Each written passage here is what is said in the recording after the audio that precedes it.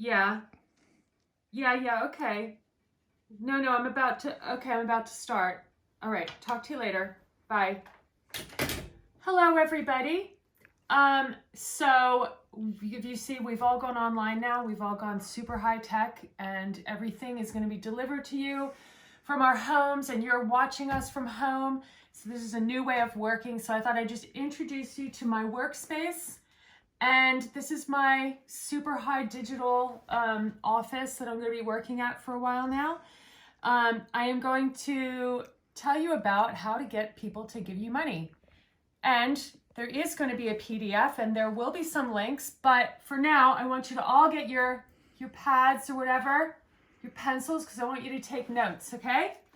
I want you to take notes through this, and I'm going to tell you just some tips that you're going to need to know if you're going to work for commissions, or you're going to work with galleries, or you're going to look to find some grants, all right? So welcome, and how to get people to give you money, how to navigate your way through funding, self-initiated projects, grants, galleries, and commissions. So I've done a lot of this kind of work. This is the kind of work I do when I'm not teaching. And so I'm going to just share with you a little bit about what I've figured out over the years about how to do that. Now, first of all, get your pencils because you need a great title. You need to start with a title. Once you name something, it starts to take form. It takes form and it becomes a thing in itself, a thing separate from you, and it becomes a project. You're able to discuss it, okay? These are some really great names. These are some things like magazines and stores and a festival, and these are some of the things that I've named. And the name is really important, and you start to create a brand for that thing, or you create a brand for your project. So name your project, okay? So these are a couple of the things that I've done. This is some recent work. This is a publication for an exhibition I did about the history of punk and the legacy of punk in the Lancashire area. This was a commission for Mid-Pennine Arts. This was an exhibition and a publication. This is something that I did, and this was commissioned by Leeds Inspired. They paid for this, and this was a collaboration I did with Andy Edwards, who did the beautiful design. I'll talk about this a bit later. And this is a book that F Equals made last year, The Erotic Power of F Equals Conduit Tour. There's this beautiful book that goes along with the exhibitions and performances, and just a couple other things. These are some things from my Saturday Girl project. This is a publication for a project called Bonefire. So I've been working with galleries and getting funding for quite a long time for personal projects. And so these are just some of them of what I've done. Now, you've got your title. So a really important thing that you need to start doing is you need to start to write statements. Personal statements are really important. You'll need them. You need to be able to explain to people what your project is. You need to be able to tell people that in different ways. So there is a short answer that you want to just kind of be able to tell people in a few sentences. You want something that's maybe more academic. You might need something that is going to be a more kind of popular kind of way of talking about your project. So this is one that I wrote about my project, Saturday Girl. And I've said, Saturday Girl is a collection of portraits which explore the many playful and powerful ways we express ourselves. It is both a celebration of style and a photographic study of how we experience and use the power that is discovered through becoming visible in the world. The portraits speak of the undercurrents in culture, the unspoken ways in which we express our values, beliefs, tribe identities, and desires, and how these things burst forth, whether we intend them to or not, in self-expression. And then the pop-up portrait studio has been visiting UK cities and towns since 2013. On Saturdays, traditionally a day of meeting and socializing in public spaces, we invite young women to be photographed. So that's a statement, and it goes to putting the work towards being funded. It goes towards putting it into competitions. It goes to festivals, and in different ways and in different lengths, and it's constantly changing. For Saturday Girl, it also is printed onto these postcards, so it can be given out to young women who I'm asked to come and be photographed. So the project has different ways that the writing is shared. They've got different functions, but you will definitely need to write about your project. You need to explain it to people. And it's important that you do this in a way that's just really easily accessible and that's really clear and very straightforward, because nobody wants to read anything that's overly complicated. It's just people are looking at a lot of words these days, and everybody's busy, so you need to be thinking about that. What might you send somebody if you want to have an exhibition? There's a consideration about making things. I make physical things when I have exhibitions, and it has to do with the legacy of the project. I share these as postcards. People really like to get physical things landing on their desks. So as well as writing your statement, there's all kinds of ways that you share the work, and that you have you've got a title. This is called The Animal Library. It's got a strap line to explain more what it is: women, animals, and instinct. So between those two things, you get an understanding of what you might see in that project. So you create an identity for your project. Now, these are some artists who I really love. They came to talk last year. You might have seen them, the Caravan Gallery. They do this great project they have a little yellow caravan, and they drag it around to different spots in Britain and the world, and they make work about those places. They have a project called Pride of Place, and it travels around the UK and with the little caravan. So they have a way that people know who they are. They're documentary photographers, but they also invite people to come into the caravan, bring their own work, and it's called Pride of Place because they're kind of making these local museums out of what the local community deemed to be important about their culture and their local culture. So they have a color, they have this beautiful little caravan that they take around, and they have a branding to their projects. They have websites and postcards, and they've got books published, and they get funding, and they work with different festivals. They're a really creative way to get your work out. So the Caravan Gallery are a good example of this, about how you'd work on multiple platforms. So that's the other thing, is you might want to have an exhibition, you might want there to be a book with it. You will be working with different people who want something different from you. And the other thing about this project, which is something that you need to consider if you're getting public funding, is that they are working with the community. They're working with local communities, and it's not just about an authorship, an artist authorship, it's about a collaboration. A lot of people, if you're going to get funding or you want funding, they're going to want to know what you're giving back. What are you giving? What audiences do you work with? How is this work going to impact their communities? Can you kind of share the funding in some way, so that you might get funding from two different places and share it out? So all these things, if you're asking for money, people are going to want to know, what are they getting, right? So the Caravan Gallery is a really good example of how you can work on multiple platforms and get public funding and get private funding and make objects, make books and sell things, as well as also making work in different ways. So as you need different statements. You'll need statements that are sometimes from the first person. You'll need statements about different aspects of your project. You'll need things that, just like in your portfolio, you change these constantly depending on who the audience is and who are you sending it to, what might be important for that person to read about your work. So if you're going to do this, you need to do your research. You need to know who these people are that you're asking money from, who these people are that are possibly commissioning you. And research is at the basics of everything that we do. It's just the most important thing to really know what the playing field and knowing what's out there. So this project here, this project called Sick of Being Normal, which is about the legacy of punk in Lancashire. This is funded by Mid-Pennine Arts, which have a history of funding creative projects in that area.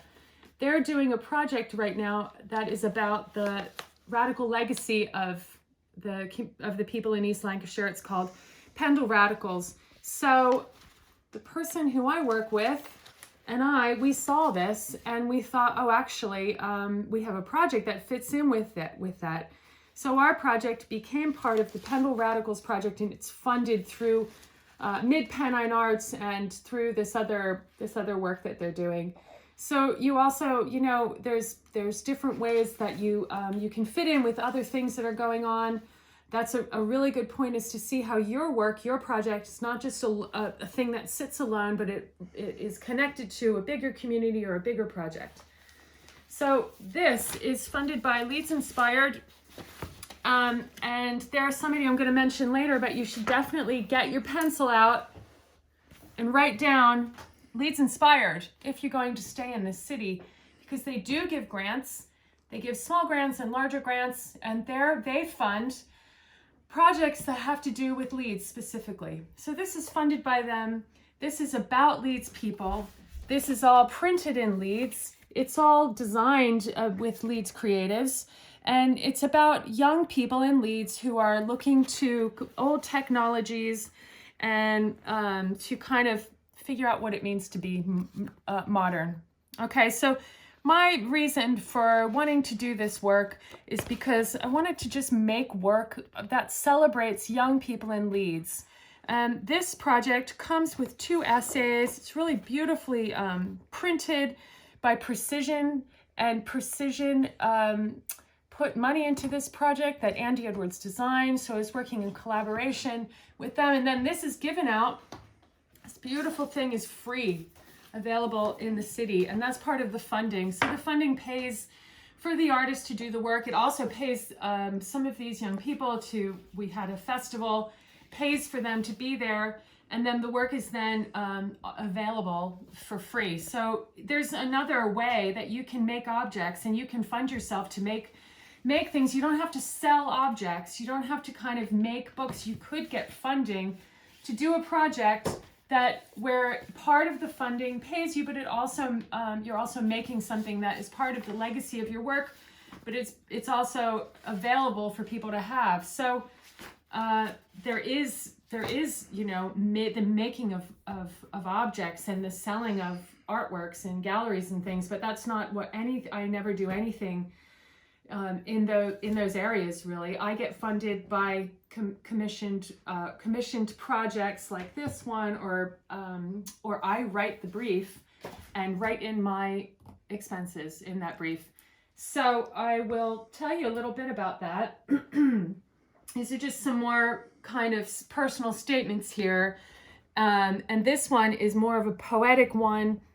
So it says, I take photographs because it's my way to explore ideas. I'm trying to understand myself and my relationship to everything. And I do this through the process of taking pictures.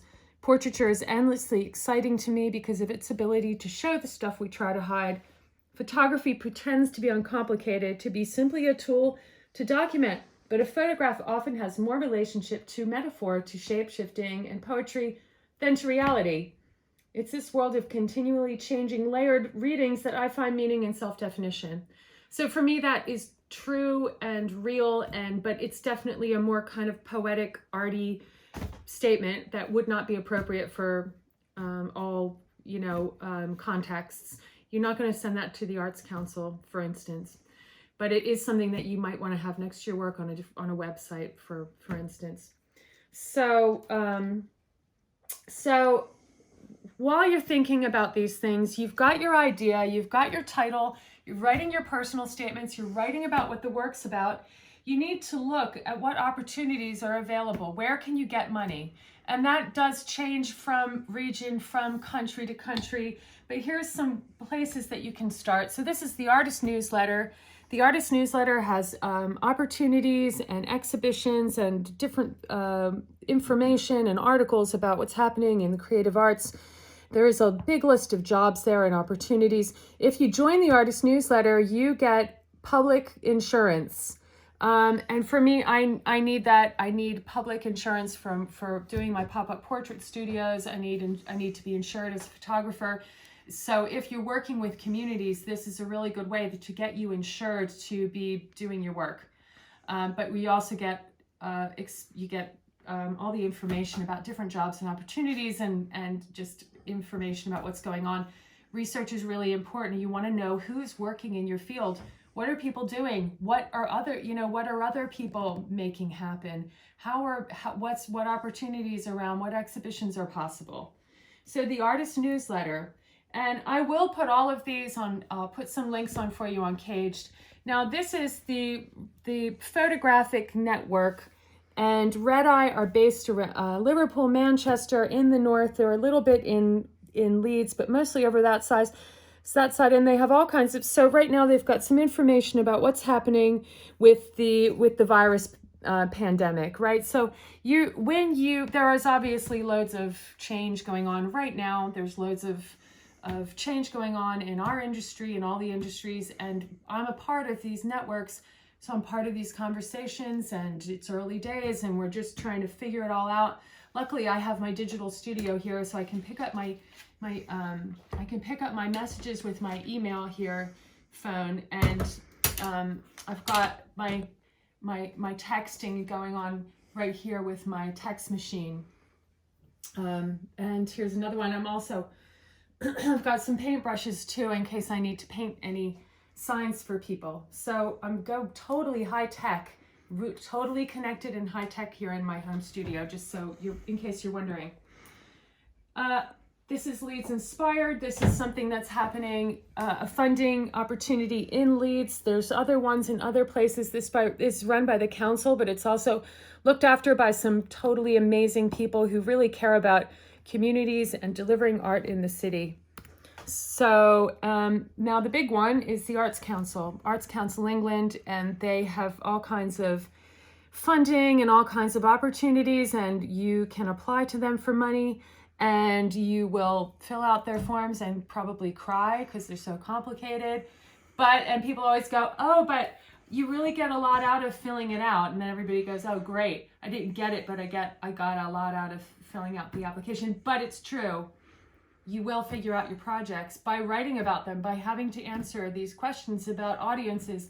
And also you need to think about when you look at these things, they're going to really want to know, how are you going to spend their money, and who are you connected to, and how are you going to spread things out, and how are you going to create new audiences with your work. So if you want to do this kind of stuff, you have to fill out forms, right? Arts Council England, there's a Scotland, there's a Northern Ireland. These things there's information right now about how they're using their funding to support people, to support businesses, to support theaters.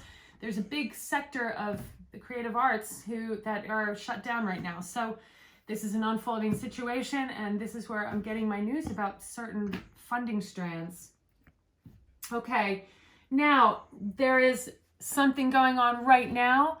There's a changing atmosphere. There's a changing creative industry going on. This is a project that I found that's been done in Italy, where some artists are doing a live streaming of a life drawing class, and they're all taking their work and they're putting it online, and they're to raise money for the Italian efforts to support people during the coronavirus. So people are responding. Creative people are responding to this crisis. You need to respond to it. You need to respond to the changing creative world around you that is changing anyway, because graphic design is constantly changing, and it's changing, and it's changed by you, it's changed by generations, it's changed by technology and culture. So that's always happened, and that's happening now, and you're a part of that. So I did ask a creative, Boff Wally, who is self-isolating, and he's also working right now on new projects. And I asked him about what he thinks. He is a writer and a musician, and he's really good at holding the camera, camera right now. Anyway, Boff Wally says, be flexible. Know that this industry is always changing and you will need to adapt and change your ideas with it. Some ideas will never happen, and some ideas will possibly become more or less relevant depending on changes in our world and culture. This is happening right now, but it's always happening, and developing a fluid creativity in response to the ever-changing world is always necessary. What we've always thought on graphic design is that it's constantly changing. You are creating graphic design now. We are as teachers are following what's happening always, and we've always done this. We've never kind of thought that there was a cemented idea of what graphic design is, but that it is constantly fluid and constantly changing and responding to the world. And that is very much happening now.